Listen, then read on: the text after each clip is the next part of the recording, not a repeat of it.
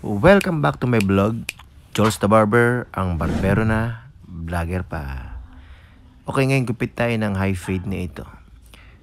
Ito yung kulot na kuwan ay medyo mahirap pormahan ng ganitong buhok eh. Pero subukan natin ang makakaya natin. Para kay ito eh.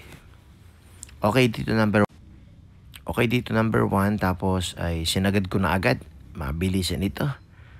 Okay, gamit ako ng 1.5 para matansya lang natin yung itaas ba. Okay. Line up at agad tayo dito sa kuwan. Sa temple. Okay. Taasan natin ito. Medyo okay. Ganda ng pagkaka-slice talaga ng kimi na ito ay. Clipper overcomb. Para matansya na natin yung blending sa taas nito. Dahil medyo nakaangat itong buhok ng customer. Kulot ito eh. Okay, 0.5 tayo. Saka close lever. Tapos ito ay no guard na ito. Blending na tayo dito. Ito mga gantong galawan eh. Konti lang ang pakain nito. Ayos blending agad eh. Sarap talaga ng pang-fade nitong double mark Y. Yung ganda ng pagka-ceramic nito eh. Okay. Ahit agad tayo.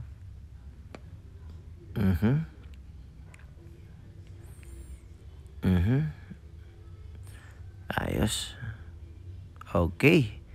Pinadaan ko lang ng detailer yan. Pagpag na tayo at bawas tayo ng kaunti. Okay. So dito tansyado muna ako kung gaano kalaki ang ibabawas dahil gusto talagang nipisan nitong customer na ito ang buhok niya eh. So tansyaan muna tayo dito. Tapos ay gusto rin daw niya na mayroon debris cut.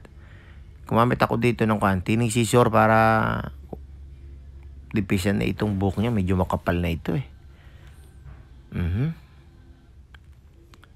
Okay. Pagpag muna tayo dahil pupuno ng buhok itong si Pogi. Okay. Ito ay debris cut tayo ngayon. Slice natin yan. Okay. Goods. Okay. Line up na. Okay. Sa kabila naman. Ayos. So medyo pumorma na ang buhok niya ano. Kanina eh parang nasa 2 buwan itong hindi napagupit eh. Busy daw ito sa eskwela. Kaya timingan lang ba. Okay. Formado na agad ang gilid eh oh. So numipis na ang buhok niya ano.